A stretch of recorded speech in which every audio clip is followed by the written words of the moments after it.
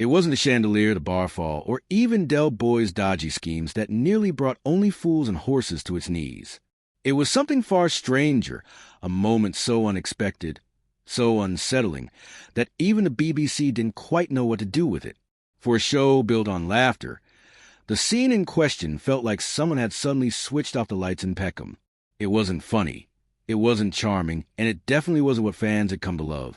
But it did happen, and for a brief time, it was enough to pull one of Britain's most beloved sitcoms off the air. Join us as we tell the story of the scene that crossed the line, the controversy no one saw coming, and how it forever changed the legacy of Only Fools and Horses. Behind closed doors at the BBC and the scene that almost killed the lights, there was a time when Only Fools and Horses wasn't just a TV show to audiences. It was an event to be attended. Thursday nights across Britain meant one thing for millions of folks. The Trotters were on. Surprisingly, pubs would empty out early, living rooms would fill, and families of every class and accent would gather around the same flickering screen. For half an hour, the country forgot its bills, its politics, and its gray skies.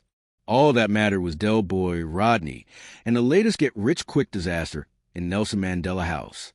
The show didn't come out of nowhere. Britain in the early 1980s was a place of deep contradictions, hard graft, and even harder luck. The working-class dream had cracked and unemployment was rising unchecked, and by now the optimism of the 60s felt like a memory or dream. But Only Fools and Horses didn't wallow in misery. It turned a grim reality into music, a melody of mischief, charm, and pure survival. Del Boy wasn't just a wide boy with a suitcase full of knockoffs. He was the British dreamer in its most relatable form. He believed in the impossible because, frankly, the possible hadn't worked out too well and somehow got everyone to share his beliefs. John Sullivan's writing captured something television had forgotten, that the funniest stories are often the saddest ones dressed up in laughter. He wrote not from a writer's room in Soho, but from memory of the characters, the accents, the desperation, all pulled from his own life in Balham. He gave working people their dignity back, even if it came in a three-wheeler van. The chemistry between David Jason and Nicholas Lyndhurst was lightning in a bottle. David's fast-talking confidence against Nicholas' hesitant reason created comedy alchemy. Add Buster Merrifield's straight-laced Uncle Albert to the mix, and you have the perfect dysfunctional family that still somehow loved each other enough to never give up. When the show hit its peak, it became more than entertainment. It was a ritual. The 1996 Christmas special, Time on Our Hands, pulled in over 24 million viewers.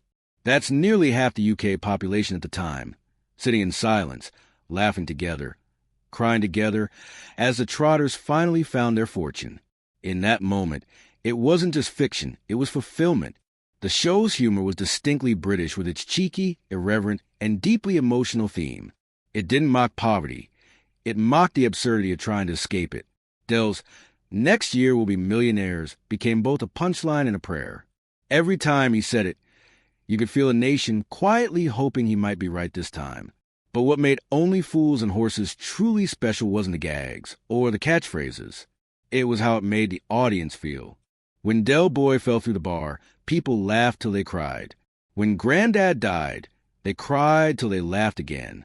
The show danced effortlessly between humor and heartbreak, which is a rare kind of storytelling that made life's struggles feel almost poetic. And that balance, the ability to find laughter in life's hardest moments, is what made the show untouchable. At least for a while, because as the seasons rolled on and the world outside began to change, the laughter started to sound different. There were whispers in the BBC offices, uneasy notes among the crew, and a growing question from fans. Could Only Fools and Horses stay timeless if the times themselves had changed? No one knew it yet, but behind the laughter in the live audiences, something was brewing, something that would shake the show to its very core. Success is a funny thing. When a show becomes too beloved, it stops belonging to the people who made it and starts belonging to everyone else. By the early 1990s, Only Fools and Horses wasn't just a hit, it was an institution. Every episode was treated like national news. The BBC knew it had a gold mine, but that gold mine came with a weight, the pressure to keep it perfect. Inside Broadcasting House, the show had become a careful balancing act. producers, editors, and executives all walked the same tightrope that demanded they protect the magic, not break the charm, and above all, not offend the millions who saw the Trotters as family. On the surface, Only Fools looked effortless, but behind closed doors, things were getting tense. John Sullivan had always written from instinct, not formula. He believed comedy had to breathe, and that it needed honesty, even if that honesty was uncomfortable, but the BBC had begun tightening the screws. New policies on taste and decency were rolling in, and the early ripples of political correctness would soon reshape British TV.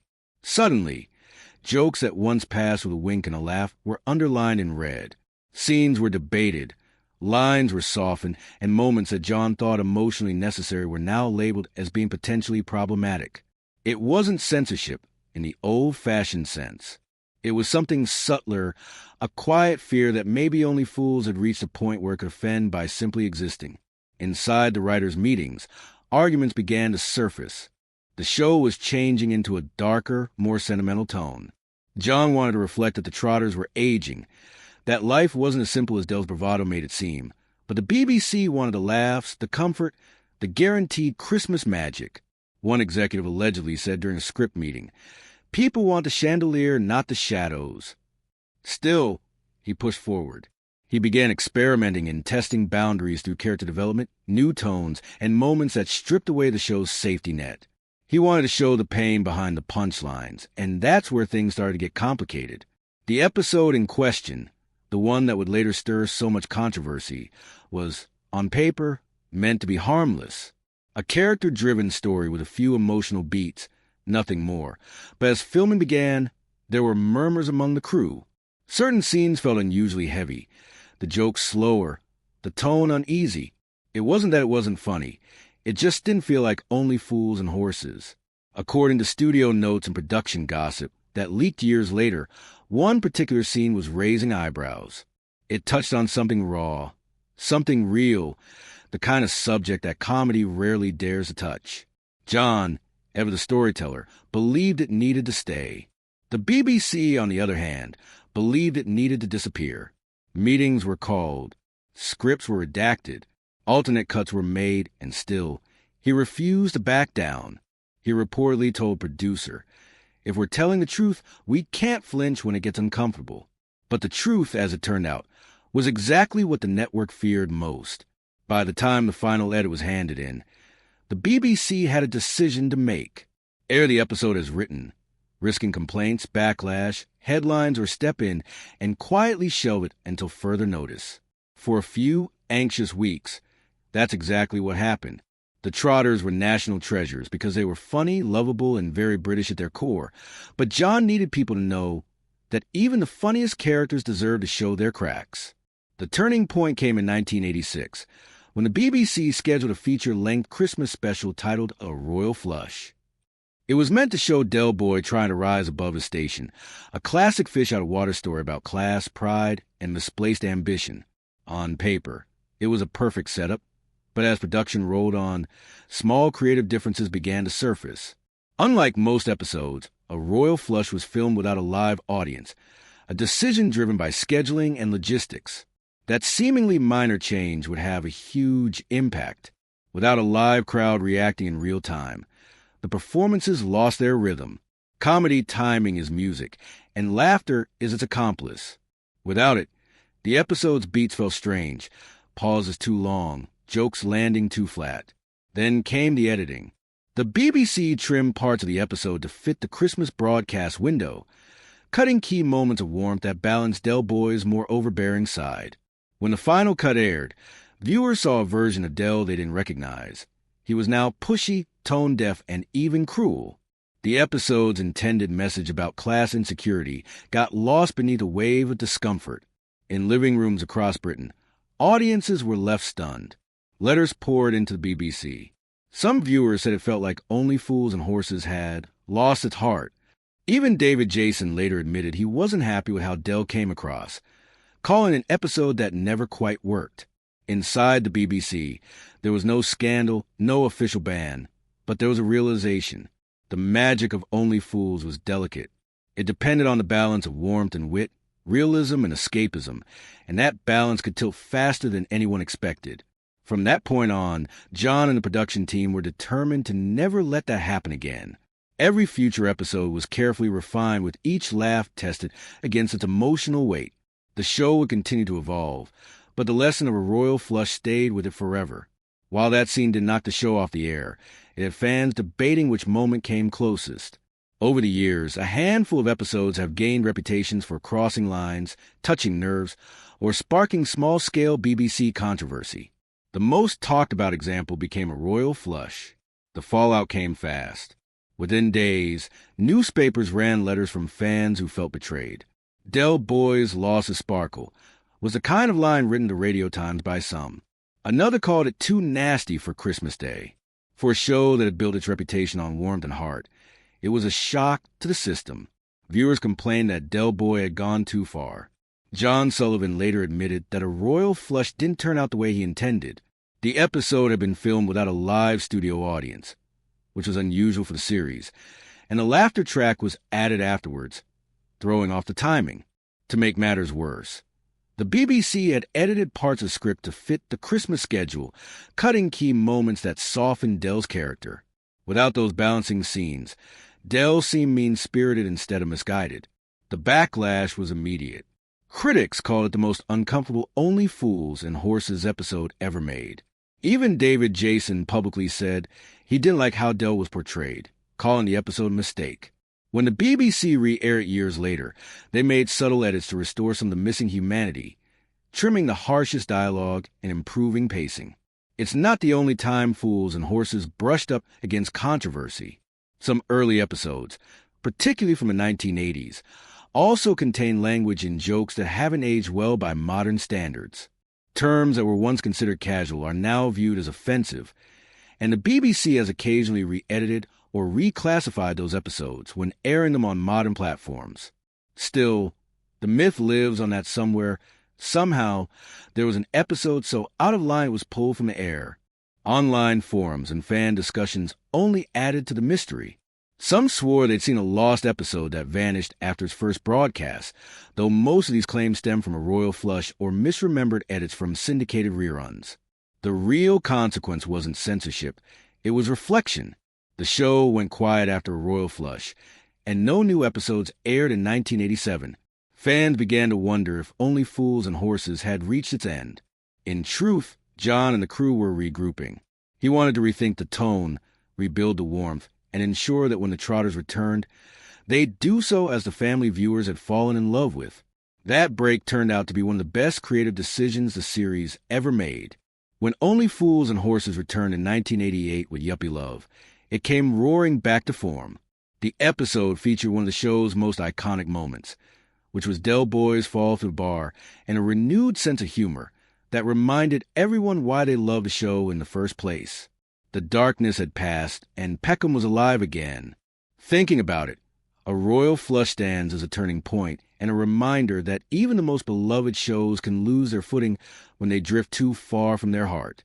It's a rare misstep in an otherwise legendary run, and maybe that's why it fascinates fans to this day. It revealed the fragility behind the laughter that Only Fools and Horses worked not because it was perfect, but because it was honest. So while the scene never truly took the show off the air, a royal flush did something arguably more meaningful. It reminded everyone involved that comedy at its best is about empathy. It's about seeing the humanity in the fool, the dreamer, and the schemer even when the joke falls flat. In that silence and awkwardness after an uncomfortable Christmas night, Only Fools and Horses rediscovered what made it timeless. When the laughter finally returned after the uneasy silence that followed a royal flush, it wasn't clear what Only Fools and Horses would become. The show had weathered missteps before, awkward pacing in early seasons, budget restrictions, and lukewarm ratings, but this blow was different. For the first time, fans questioned whether Del Boy's charm had worn thin. John Sullivan, ever the craftsman, managed to bring back the humor that made audiences love the Trotters, but with deeper character insight. The laughter would return, yes, but it would come from a place of growth. Yuppie Love did just that, and it opened with Rodney trying to fit into the modern world of wine bars and pinstripe ambition, while Del Boy attempted to reinvent himself as a yuppie businessman. It was hilarious, but also quietly brilliant. The episode captured Britain's changing identity in the late 1980s, where old-school hustlers met a new age of mobile phones, designer suits, and champagne flutes, and then came that moment. Del Boy, trying to impress two women, leans coolly on a bar that suddenly opens, and he comedically falls straight through it. It's one of the most famous slapstick moments in British TV history. Perfectly timed, unexpected, and completely unforgettable. What makes it iconic isn't just the physical comedy. It's what it represents. The fall was symbolic. After stumbling in tone, Only Fools and Horses had picked itself back up with grace, humor, and humility. David Jason later revealed that the gag was inspired by a real incident he'd seen in a pub years earlier. He and Nicholas Lyndhurst practiced it over and over to get the rhythm right. The result was pure magic. When the episode aired, the laughter was back, louder than ever. The critics noticed, too. The Radio Times called it a return to form, while audiences hailed it as vintage John Sullivan, a perfect blend of wit, timing, and working-class truth. Del Boy wasn't cruel anymore. He was vulnerable, lovable, and utterly human again. But Yuppie Love did more than restore confidence. It evolved the series. The late 80s episodes leaned into realism with surprising emotional weight. Stories about failed dreams, family struggles, and aging ambitions began to appear beneath the humor. His writing matured, reflecting Britain itself. A country transitioning from Thatcher-era toughness to a more self-aware, ironic age. Over the next few years, the show entered what many fans call its golden period. Episodes like the Jolly Boys outing, Stage Fright, and The Chance of a Lunchtime weren't just funny. They were storytelling masterclasses. Each character grew richer, each moment more layered. Del Boy's brash confidence started to crack, showing the quiet loneliness beneath. Rodney became more than a straight man. He became the moral compass. Even supporting characters like Trigger, Boise, and Uncle Albert developed dimensions that sitcoms rarely explore. It wasn't just about jokes anymore. It was about survival, pride, and the stubborn hope that next time, the Trotters really would be millionaires by this time next year. By the early 1990s, Only Fools and Horses had transcended sitcom status.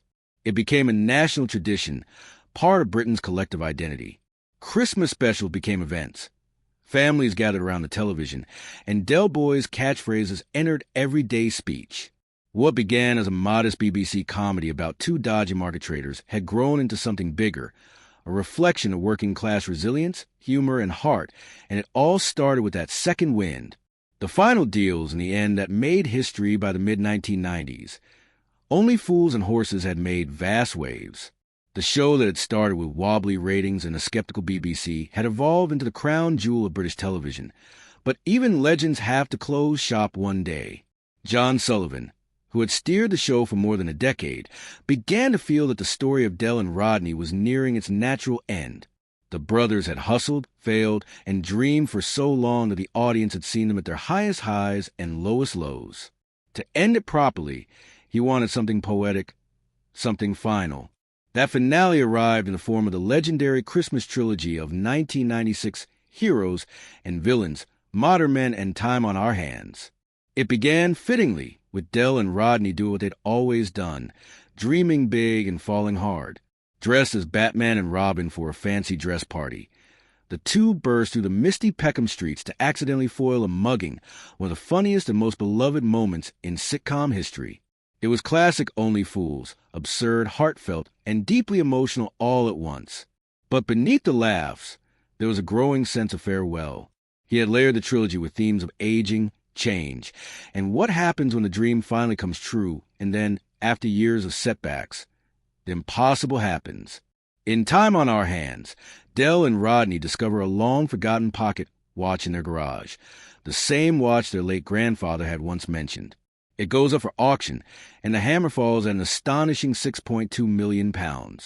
After a lifetime of schemes, heartache, and broken promises, the Trotters finally became millionaires. It was more than just a TV moment. It was a national event. When Time on Our Hands aired on the 29th of December 1996, over 24 million people tuned in. That made it the most watched television episode in British history, a record that still stands for a scripted comedy. Viewers wept and cheered as Del Boy quietly told his brother, "We're millionaires, Rodney. We're millionaires." It wasn't just the characters who felt the weight of that line. It was the audience who had spent 15 years with them, hoping they'd one day catch a break. The ending was perfect. The Trotters drove off into the sunset in their battered yellow Reliant, wealth finally in hand, but still the same old dreamers at heart. It felt like closure, honest, earned, and poetic.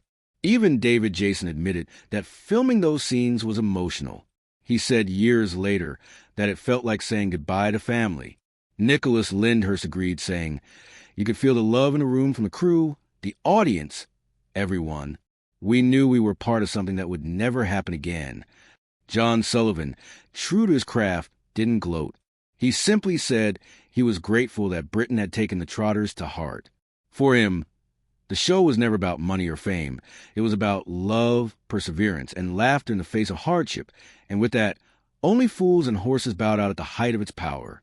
Of course, the BBC later revived it for specials in the early 2000s, a lighter, nostalgic fare that gave fans a chance to revisit Peckham once more. But for many, that 1999 finale remains a true ending, the one that struck the perfect chord between comedy and emotion. It wasn't just the end of the sitcom. It was the end of an era, a moment when Britain laughed and cried together, one last time, for a pair of underdogs who'd finally made good. Beyond Peckham, what happened to the cast and creators after Only Fools and Horses when the credits rolled on Time on Our Hands? Britain didn't just say goodbye to a sitcom. It said goodbye to a family. For 15 years, Del Boy, Rodney, Uncle Albert, and the rest of the Peckham gang had been more than television characters. While the show ended, it wasn't the end of its people. Many of its cast and creators carried that magic into new projects, while others quietly faded from the limelight, leaving behind legacies far bigger than fame. Few actors have ever embodied a character so completely as David Jason did with Del Boy. The swagger, the charm, and the comic timing made Del a living, breathing symbol of British resilience. But his career didn't end when the three-wheeled van drove off into sunset. If anything, it entered a second golden age. Almost immediately after Only Fools and Horses wrapped, he returned to another beloved role as Detective Inspector Jack Frost in A Touch of Frost. The ITV drama, which had started running during Only Fools' later years, became a national institution in its own right. His portrayal of the weary but warm-hearted detective proved his dramatic range. Between 1992 and 2010, A Touch of Frost ran for 18 years and earned him multiple awards, including the BAFTA Fellowship in 2003 for his outstanding contribution to television. He also lent his voice to Danger Mouse and Count Duckula, two iconic animated series that connected him to generations of children. Off-screen, he became known for his humility and quiet nature. He rarely searches for publicity, preferring to let his work speak for him. Even into his later years, he continued to appear in documentaries and retrospectives, celebrating the legacy of Del Boy and the impact it had on British culture. For Nicholas Lyndhurst, playing Rodney Trotter meant living perpetually in the shadow of Del Boy, and yet he gave the younger brother a depth that balanced the entire series. His awkward grace, moral center, and flashes of pride turned Rodney into one of British comedy's most sympathetic figures. After the show's original finale, he chose a quieter career path. He appeared in several successful sitcoms, including Goodnight, Sweetheart, where he played a man who time-traveled between 1990s London and World War II-era Britain. The show proved his versatility. He later appeared in After You've Gone, Rock and Chips, which was a prequel Only Fools, and even voiced animated characters. Tragically, in 2020, his son Archie, who was an actor best known for CBBC's So Awkward, passed away suddenly at the age of 19. The loss deeply affected him, and he further became withdrawn from the spotlight. David Jason and other cast members publicly expressed support, calling him family forever. When Buster Merrifield joined the cast in 1985 as Uncle Albert, he was stepping into the void left by the death of Leonard Pierce, who had played Granddad. It was a daunting task, but he made the role his own, turning the war-scarred sailor into a lovable symbol of nostalgia and mischief. What made Merrifield remarkable was his life before acting. He didn't become an actor until his 60s. Before that, He worked as a bank manager and an amateur boxer, a real-life story of perseverance that mirrored the show's themes. After Only Fools and Horses, he continued acting in small roles in theater productions, but his legacy was sealed. When he passed away in 1999, tributes poured in from across the country. The BBC even dedicated a special documentary, The Story of Only Fools and Horses, to honor him. Today, fans still smile when they hear his signature line, "During the war," knowing it came from a man who lived life with the same grit and humor as the character he played. His predecessor, Leonard Pierce, though only part of the show for its first 3 series, remains one of Only Fools and Horses' most enduring figures. His gentle confusion and quiet wisdom helped establish the show's tone. He was a seasoned stage actor before joining the cast, having worked alongside Laurence Olivier and other theater greats. Tragically, he passed away suddenly in 1984 between filming episodes of Series 4. Rather than recast or ignore his absence, John Sullivan wrote an emotional farewell episode titled Strained Relations, allowing Del and Rodney to grieve on screen. The result was one of the most moving moments in sitcom history and a testament to how real these characters felt. No figure looms larger over Only Fools and Horses than its creator, John Sullivan, a South Londoner from a working-class background. He wrote from experience, drawing inspiration from market traders, neighbors, and family conversations he'd overheard growing up. He was working as a BBC props assistant when he submitted a script for Citizen Smith, which launched his writing career. But it was Only Fools and Horses that turned him into a legend. Every line, every nuance, every catchphrase came from his pen. After Only Fools, he created several other shows, including Just Good Friends, Dear John, and The Green Green Grass, which is a spin-off following Boy